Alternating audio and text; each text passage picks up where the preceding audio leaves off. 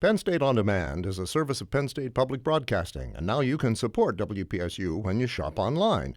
Visit WPSU.org/shop to make purchases from national online retailers, and WPSU will receive a portion of the sale with no extra cost to you. So start your online shopping at WPSU.org/shop. I do some consulting work on American feeling in the room was Don't ever say to her that What about the Chautauqua Institute? Introductory discussion on the ethical more of a community. before China took back over. currently doing in autism. For decades, the world-renowned choreographer Paul Taylor has both confused and enthralled audiences. His unique style incorporates everyday gestures with conventional dance moves, and his work offers commentary on topics such as war, sexuality, and mortality. He's the founder of both the Paul Taylor Dance Company and Taylor 2, and has choreographed more than 135 dances seen in more than 65 countries on 6 continents.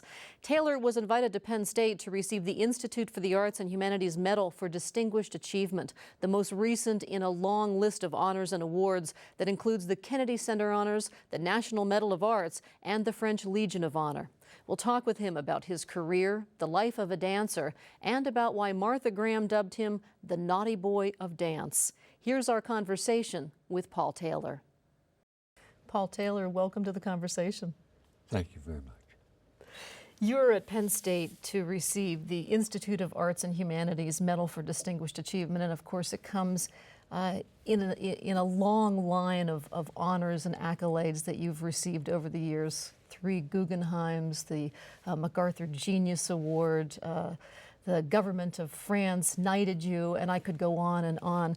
But what interests me most about all of that is that when you decided to dance in your 20s, which was considered rather late to begin dancing, you knew that you were going to accomplish great things. Yes.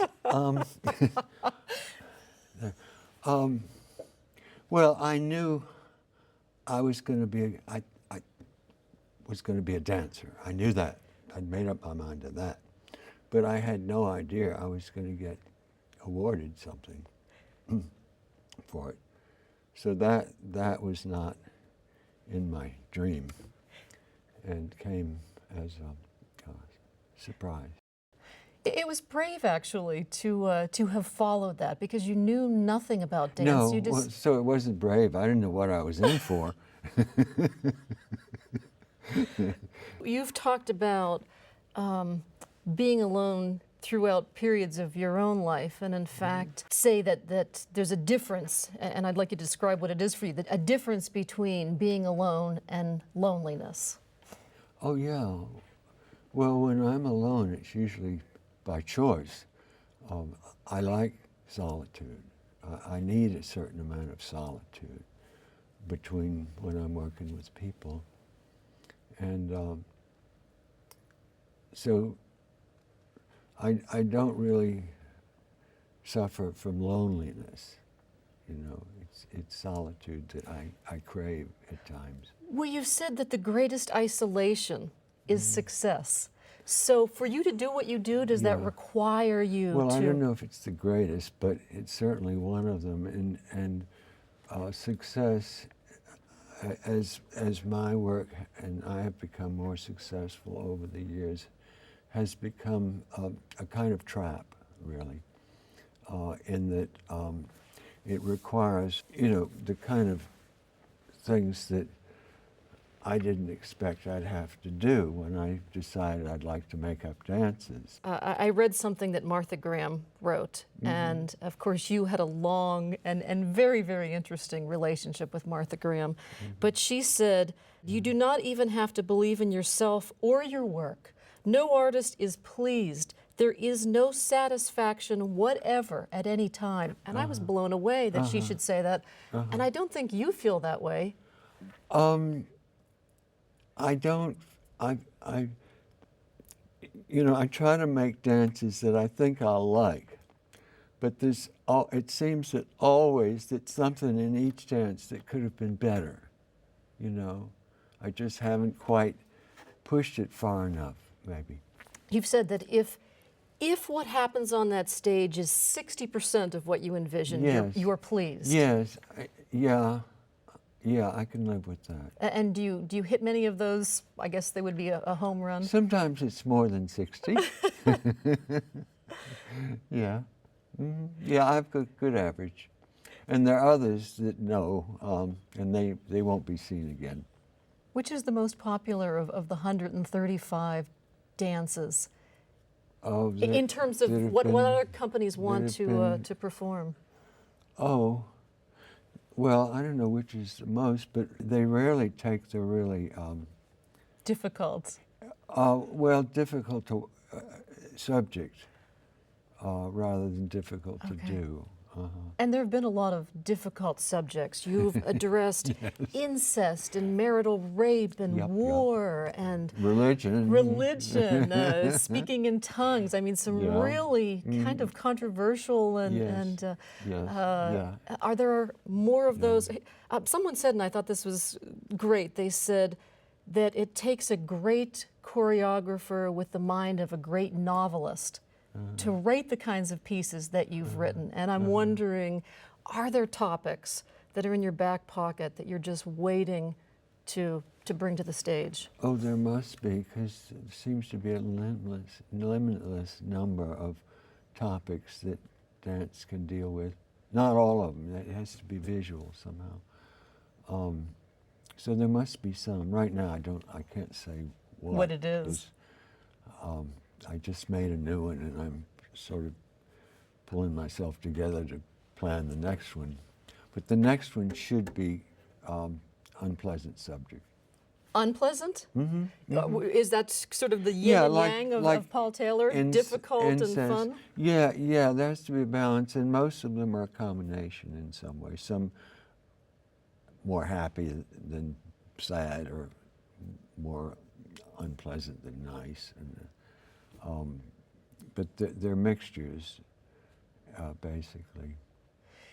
You danced your last dance. You were a virtuoso dancer at 44, Yeah.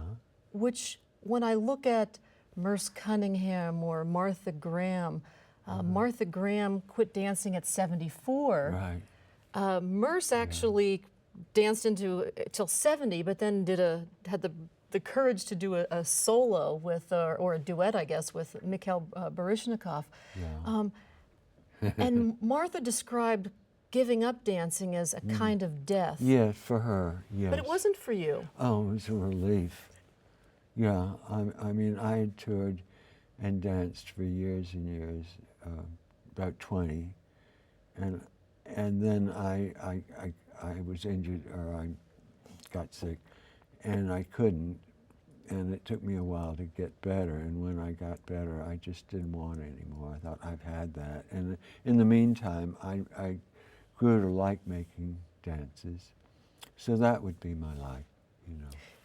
You said that dancing hurt, and you've worked with other dancers who said it never hurt, but it hurt, it sounds, for you from the very beginning. Something always hurt. You use the muscles so hard, so much that they get sore. You know, it's natural, and then they'll ease up. But the constant stress on them and the bones, you know, there's a certain amount of discomfort involved. Your signature dance is probably aerial. I hope I'm pronouncing that correctly. Oriole. Oriole. I know I was pronouncing that That's close. incorrectly. And you have since released that to your dance. I mean, your performers have been dancing that for a number of years. What's it like watching something that was yours passing to the next generation? Well, when they're learning it, and I watch it in the studio, my body, my muscles remember. If I thought about it, I couldn't remember the steps or the sequences, but my body remembers it, and I'm right with them doing it again, inside. You've had dancers who've stuck with you for years and years, and that makes me wonder, what's the peak year, generally speaking, for a dancer? I don't know. I guess about that age. And generally they stay with the company 10, 12 years, so he's stayed longer than a lot of the others, yeah. And many of them go off and start their own Oh companies. yeah, they start their own, or they go teach for me, or they become parents, or, you know, all the many things. You had your own company, and you started it in 1954, and you continued to work with the Martha Graham Dance Company. For a while, yes, I did, until my company was able to work more often and get more dates. And I danced with her, and I first toured around the world with her, a very long Asian and on tour. The Orient Tour. Yeah, the Orient Tour. There's a wonderful story in your autobiography, Private Domain, where you talk about being on that tour, and she says to you, they add Israel to the lineup, which wasn't originally there. Yeah. And she calls you in and she says, Pablo, because she didn't call you Paul. No, it was her nickname for me. She told you that there wasn't enough money for you to continue with the troupe to Israel. And tell the rest of that story. You see, Betsy B. de Rothschild was a friend of Martha's and was footing the bills for that tour, and was actually with us on the tour as wardrobe mistress, which she did very well.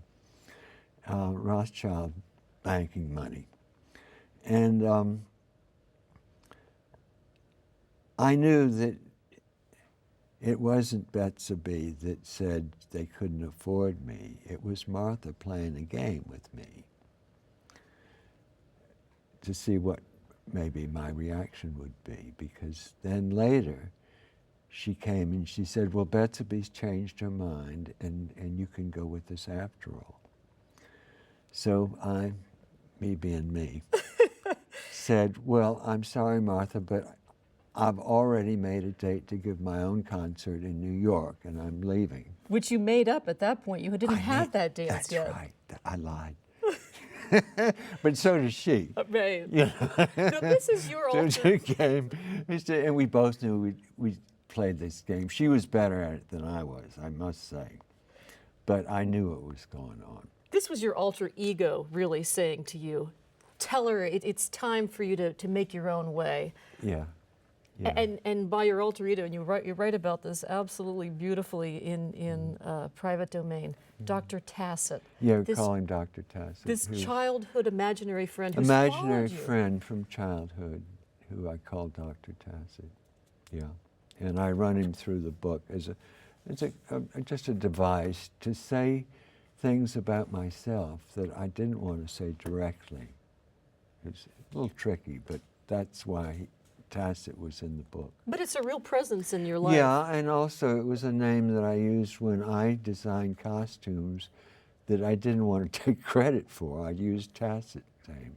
And then you get phone calls. Can Dr. Tacit design something right. for us? Yes, that happened once. Why did Martha Graham call you Naughty Boy?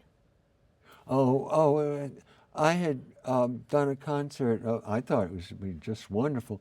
It was based on natural movement, just plain pedestrian walking, running, different postures of the body, which are just poses. It had nothing to do with real dance steps, but I thought it was important to include this type of thing and present it as a dance. And it was a wonderful education for me. But the curtain opened, and within 10 minutes, the whole house had emptied. It was not liked. It was not appreciated.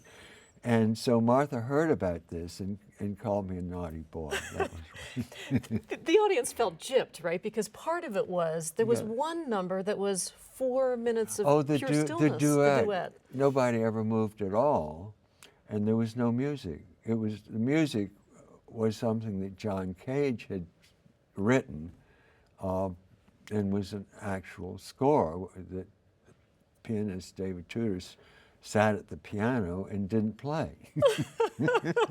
Well, this could have been. But I felt silence and stillness in dance is an important element, you know, between the movement, that stillness can be very effective if it's performed properly. In the early days, a reporter came up to you after a Martha Graham performance and asked you to define what is modern dance. And you said, well, do you know what ballet is? Well, modern dance is just uglier. That's true. You got into a lot of trouble for that. Martha, that was our first stop in Tokyo, and there was a bunch of reporters waiting at the plane when we got off.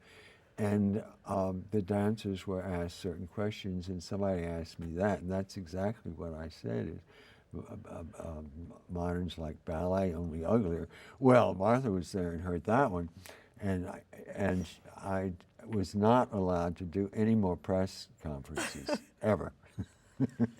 No, you talked about Martha just now being better at this game playing than you were. Oh, yeah. You said she brought out the best in all of you when you were on stage. Yes. But behind the scenes, she sounds like someone who caused a fair amount of friction. Oh, yeah, yeah. She needed the friction around her, you know, she just needed it. You know, give her energy and who knows what else. But the company was, the relationships among the dancers were, we all liked each other, but Martha was always throwing a monkey wrench in to like make bad feelings happen. Now, how differently do you do it? How do you keep your troupe together? I don't believe in it. I don't want that kind of friction around me. I'm not like that. I prefer the easy way. I try to keep them happy. I do whatever I can to make the working environment pleasant for them. You know, I do what I can. That's important to me. When you're working on a piece, you talk about this Herculean ability to focus. Mm-hmm. The jackhammer can be outside the window, going, you know, a mile a minute. It is, right. And you can tune that out, and you can tune out the fire alarms and all of those things. Oh, yeah. It's the dancers, though, that you can't always tune out. What level of give and take is there that makes... you don't ever want to tune the dancer out. Well, you said they can be a distraction, a good distraction, but they want to be heard. And they want to help. And if I'm, you know, stuck and can't think of a step, I'll say, I don't know what to tell you to do here. And I'll put the music on. You just dance around and do what you want. And then they do. They like being part of that process, and they improvise. And sometimes I'll see something somebody's doing, a step or two, and I say, okay, maybe we can use that here, you know. And they help. They have input in other ways too, like dramatically tell them a situation, a type that they're supposed to be portraying, type of person. Some of maybe the background to that person, and kind of turn them loose. You have to give them movement and certain gestures, but there's a certain freedom for them in those instances. And sometimes I'm amazed at how well they can grab that idea and do something with it. That's so different from your own experience working, for instance, with Merce Cunningham, who didn't give you the emotional background or the story. He never explained anything. And also, he'd have you learn something. He'd tell us we're not to listen to the so-called music. Which didn't fit with what you were doing anyway. We don't rehearse to it.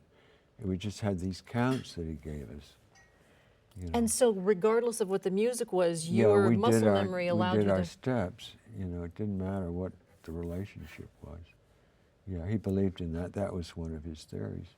And this chance, I read and just couldn't get over, preparing for a dance, only to find out by chance you weren't selected to do the dance.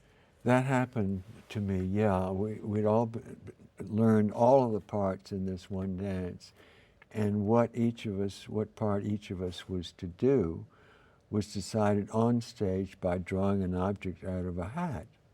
And my object never came out of the hat. After So months of rehearsal. after I'd learned all these parts, which I was glad to do, I never got to do any of them on stage. So afterwards I said, you know, Merce, is this always going to be happening? And he said, well, if you don't like it, leave. So I did. But you remained friends. Yes, yes, and I've admired him for many things over the years, sure. You suffered, you said, always from stage fright. Not once you were on stage, but that once minute before the goes curtain up, oh, went yeah. up. Oh, it's murder. Yeah, I never felt comfortable about that. Once I was in the lights and the curtain was up, I could forget the audience, you know, and just concentrate on what I was doing. And but then the curtain come down and I have to bow and be myself again, and that was hard. Still is. Yeah. What's it like to sit in the audience and watch your dancers perform? I like watching them. I like in the studio and I like them on stage. I enjoy watching them. I get a little tired of watching the dances over and over, but I like watching the people. What has changed in your choreography? You've said, and I wonder if there are other things, is that you've started to choreograph on the dancers' bodies. In other words, creating moves that are specific to this dancer. Well, in a way, but at the same time, you're making the dance for an individual. I try to keep in mind that that part is probably going, or may be taught to many other generations of dancers. So it can't be too idiosyncratic to that original cast member. You know, there's a limit there, so it's a balance. Yeah.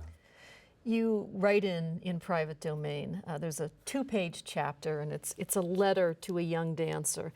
And it's in response, fictitiously really, it's the letter you might have written to the fan mail that you would get and to mail you'd get from dancers eager to get a shot at it.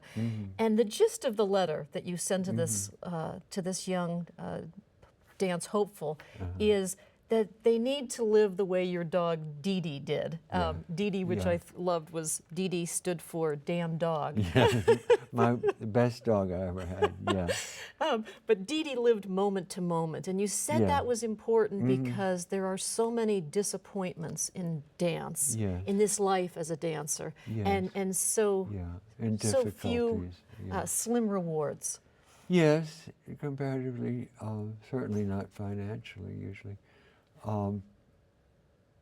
But to live from moment to moment and to concentrate in that, be in that moment, and especially on stage in the moment, is very important, I think. Can you tell us what's in the works now? I know you're working on another book. Oh, the book, yeah.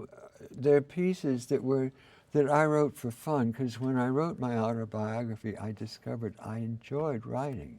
It was fun. It was clear that you enjoyed writing. Yeah, it's a wonderful book. It was fun. And I got involved with words, you know, which I hadn't ever before. And grammar and punctuation and all those things. And of course I broke all the rules, but mostly intentionally. And I found I really enjoyed making things up to write about. And so when I had time, I'd do that just to fill out between working on dance. And then several of them have been used in publications. And so I compiled, I picked a lot of them together, and one of my company's board members is a book publisher, and she has an editor, and so they're going to put a collection of these pieces, most of which I did for fun, not for publication. Then it's And called Facts and Fancies. It's called Facts and Fancies, and most of them are a combination of real things and stuff, ridiculous stuff I've just made up. And one of the made-up things is the introduction to Private Domain, which was my autobiography that had been published. And in the first edition, I had included in the manuscript an introduction or a foreword by George Tassett. Your imaginary friend. My imaginary friend, fictional completely. And but it was decided that that would only confuse the reader if they read that first and then the rest of the book. So it was eliminated. It was cut from the first, from all of the editions of Private Domain. But it's coming out now but in Facts and now Fancies. coming with this other stuff. I look forward to Yeah. reading that. Paul Taylor, thank you so much for coming to Penn State and for talking with us. Patty, thank you. It's a pleasure, and it's so good to meet you. I hope you enjoyed our conversation with Paul Taylor. Comcast subscribers can watch this program anytime on Penn State On Demand. Find out how through our website, conversations.psu.edu, where you'll also find an excerpt from Taylor's autobiography, Private Domain. I'm Patty Satalia. We hope you'll join us for our next Conversation from Penn State. If you've enjoyed Conversations from Penn State and would like to purchase a DVD of this show or any of our other episodes, order online at mediasales.psu.edu or call 1-800-770-2111. Production funding provided in part by the Corporation for Public Broadcasting and by viewers like you. Thank you. This has been a production of WPSU.